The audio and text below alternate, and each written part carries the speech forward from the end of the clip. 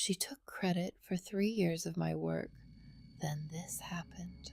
For 3 years, I built the report that ran our entire department. Every number, every slide, every late night nobody saw. Then in one Monday meeting, my manager stood up, took the credit for all of it, and smiled at me while she did it. This is what happened after. 3 years ago, I joined a mid-sized marketing team as an analyst. My manager, I'll call her Renee, was sharp, likable, and good at making people feel important. When she asked me to help her put together a quarterly report, I said yes without thinking twice. That's just what you do when your manager asks. What started as helping turned into me building the entire thing every quarter for 3 years straight. Renee presented it. I built it. That was the arrangement, unspoken but real. And for a long time, I told myself it was fine. I was learning. I was proving myself. I was being a team player. The first sign was small, an email where Renee wrote, "My analysis," instead of "our analysis." I noticed it. I didn't say anything. Then meetings started happening without me. Meetings about my report. I'd hear about decisions secondhand from people who assumed I already knew. Then came the language shift in front of leadership. I found this trend. I built this model. Every time a small flinch in my chest, and every time I told myself I was overreacting. Have you ever had a moment like that? Where something feels wrong, but you talk yourself out of it because saying something out loud feels worse than staying quiet? That was me for almost 2 years. There was one detail I didn't think much of at the time.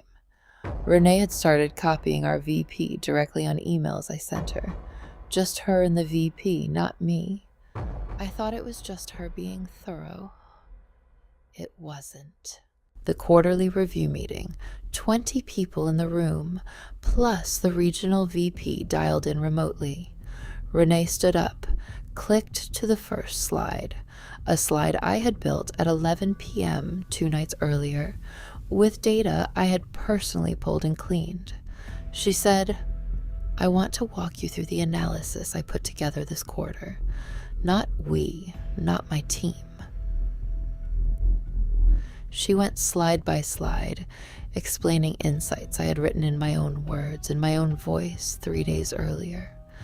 At one point, she paused, looked directly at me, and said, "Doesn't this look great?" Like I was just another audience member admiring her work. I smiled, I nodded, I said nothing. And that's when it clicked. The VP emails, the meetings without me, the language shift. It wasn't carelessness. It was a plan, a slow, deliberate erasure of my name from 3 years of work. I didn't confront her in the meeting. I went home and did something I should have done a year earlier. I started saving everything, every draft with my name in the file metadata, every Slack message where I'd sent her the raw files, every timestamp.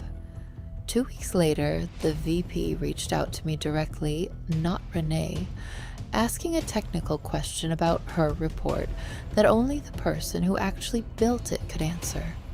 I answered it clearly, accurately, and in a way that made it obvious I understood the material at a level Renee never had. He asked a follow-up question, then another. Then he asked to set up a call, just the two of us. On that call, I didn't accuse anyone. I didn't need to. I just answered honestly when he asked how the report actually came together each quarter. The truth did the rest. Within a month, I was moved onto the VP's team directly, working on the same reporting, but now with my name on it and my own seat in the room. Renee stayed in her role. Nothing dramatic happened to her. No public reckoning, no viral downfall, just a quiet redistribution of the truth to the people who mattered. Sometimes that's how it goes. It's not a movie ending, it's just, finally, the right person getting the right credit. I used to think staying quiet made me the bigger person. It didn't. It just meant the wrong story got told for 3 years.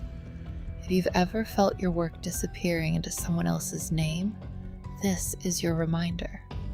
Silence doesn't protect you. Documentation does. Your voice does. If this story hit close to home, subscribe. I share stories like this every week. And if something similar happened to you, tell me in the comments. I read everyone.